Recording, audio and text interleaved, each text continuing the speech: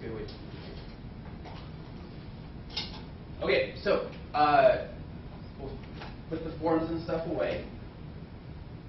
For those of you who didn't get a chance to watch the Chara hit,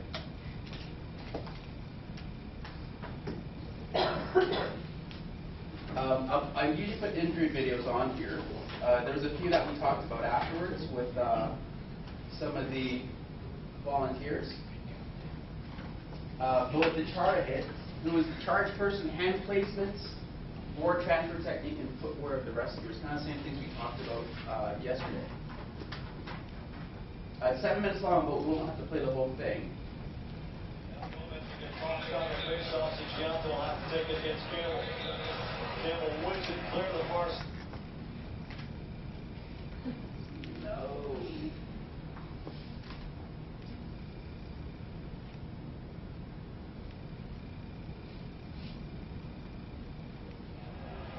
Now Gomez will get tossed out of the face-off. Gianto will have to take it against Campbell.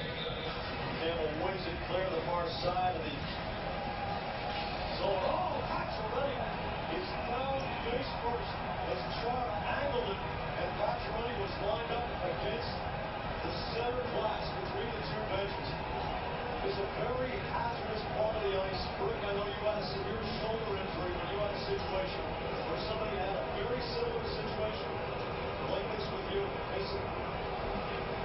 This is just a very difficult part of the geometry of a rink here. Now, nothing Pacioretty can do in this situation. He uses good speed right off the face-off to get to this puck that's clear to the defensive zone. He's trying to get to the outside to get around Chara.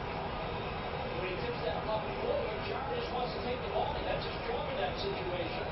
Setting Chara to the penalty bench, I believe. Yeah, they gave him a penalty for sure on the play. I thought they were going to call interference.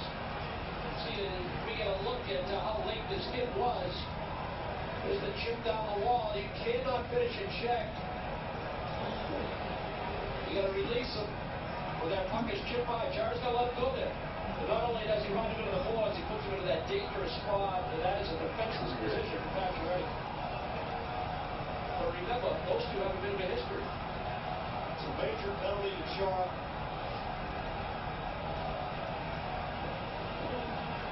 This could be a match penalty, which will result in automatic review by the league. I'm not sure I agree with that.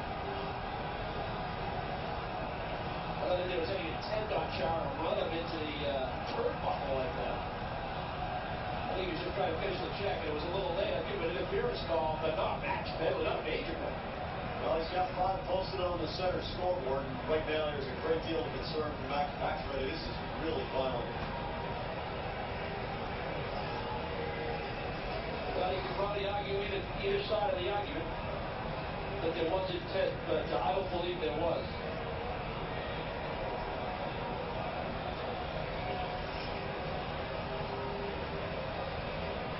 Well, obviously, a tremendous amount of concern for Pacioretty. He plays some great hockey right now for the Montreal Canadiens. And a good trip down south.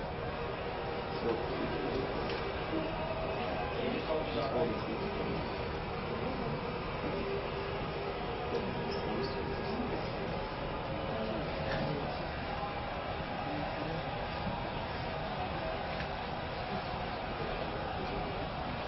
A 5-minute interference penalty on Zdeno Chara, a major penalty and a game misconduct. So Chara is gone for the night. And right now, really nobody's thinking about anything but saying a prayer for Max Pacioretty. He just took a terrible hit.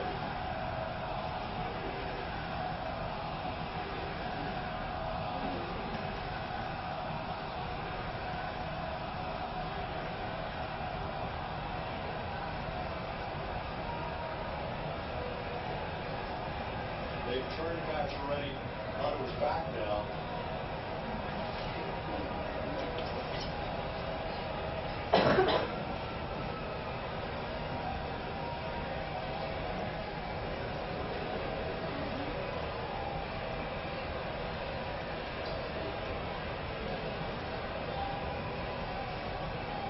I don't know if there's anything that they can do to make that part of the ice safer. You know, they often offer their viewpoints and use staff games from there. And that 90-degree angle of the glass jutting out. And parts of players, their heads, their elbows, their shoulders, in your case, when you were injured on that part of the glass, you know. That makes you think that's why the major penalty directly into that area. And the one thing that you do is those padded areas. That's the best thing you can do, is pad those stanchions that that form the outer edges of the glass between the benches. That's all you can do. I'm not saying this to be provocative. Is this a suspendable hit? Well, yeah, they have to look at it. Definitely have to have that discussion. I looked at my comments when I saw it live, saying I didn't think there was intent on Zdeno Chara, but I also said you could make an argument on both sides of it. The way they're dealing with Pacioretty, the severity, and whether it's precautionary or it's problematic, sure, that gets your attention on the league as well. Yeah, we should point out that it is not a match penalty. It is a 5-minute interference penalty, a game misconduct. I wondered aloud if perhaps they would assess a match penalty to Chara. That is not the case at this time. The referees will write up a report after this game and submit it to the league as they do. I think at the end of the period, I believe this is going to be a 20-minute and 16-second third.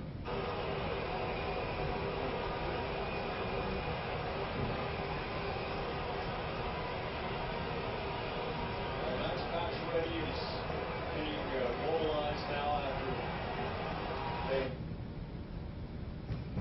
Okay. So back to those questions. Who was the charge person? Who do you think was the charge person? The guy in the suit looked like he was like the older guy in The the older guy in the suit. suit? Okay. Everybody agree?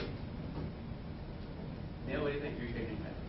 Well, I don't know. I still think it was the therapist that ran out, but I don't think he did a very good job at being a charge person. Okay, let's start off with that. What was wrong with this picture? You're completely wrong.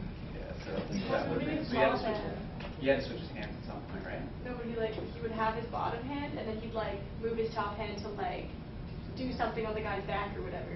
Is that necessary? I don't know. How many people do you have there? There was so many people. Get someone else to do it. And if the charge person was a suit, I'm assuming he's probably the physician or the surgeon.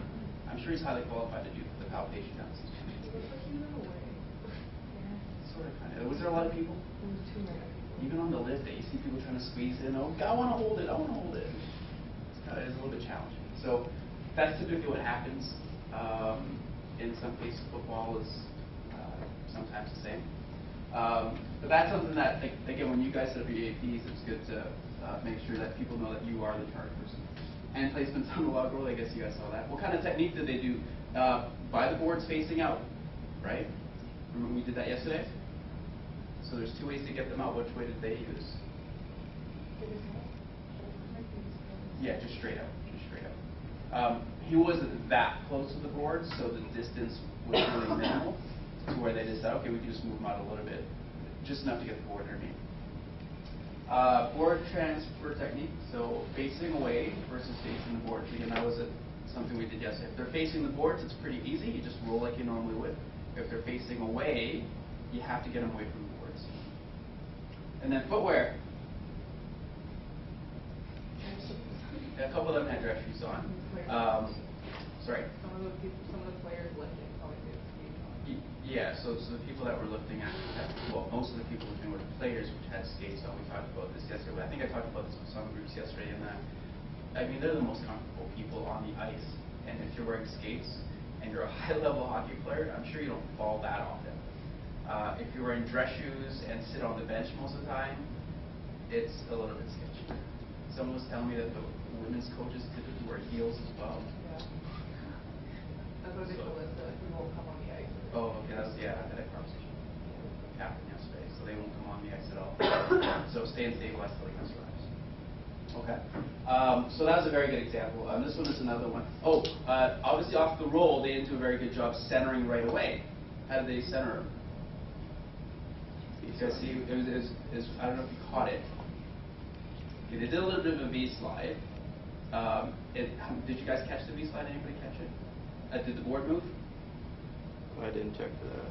Okay, so I'll leave it there. You guys can watch it again, but the board didn't move. So I don't know if the person at the head had his knee up against the board, and the person at the feet. There was somebody with the skates though, so maybe they had, and he was standing. So maybe he was both feet right up against the board, and that way he couldn't move at all. Maybe, but the V side actually looked really good. So that was a good example of what you guys had to do yesterday. We'll show this one later on, but I just wanted to follow up with what we did yesterday by showing that video. So, any other questions about what happened yesterday at all? You guys enjoy that at least? I know it was a little bit early. That's the only nice time we can get. I was actually hoping the 9:15 group coming in was the Calgary Flames, because they were there the day I went to go check it out. They were actually practicing. Jerome was there. That's all I know. But those guys are big. I've never seen guys that big before. Last time I played hockey, I was playing in Adam, which I think is below Pee-wee. I don't know. It was such a minor league. My stick was straight. I couldn't afford a curved one. But that's the last time I played, way back. Anyhow, okay. So we did outline. No questions about outline? We kind of reviewed yesterday. So for today, we've got three main things: assessment overview. Okay, the difference between clinical assessment and what you do on the field. I have a presentation that's about like 5 slides. An EAP, we'll talk about the CACA exam, okay, and how these two fit in. Okay, and then we'll demonstrate, again, exactly how to demonstrate your competency during a CACA exam. And when we do the scenarios, we'll also talk about functional return to play. We kind of touched upon that a little bit. But we'll talk about it more formally, okay? So that's the time for today. Assessment overview, what's the difference? EAP, what do you need to consider? And then how do you know the athlete is ready to go back in? Okay, so those are the questions. If you're able to answer those questions at the end of today, would be perfect.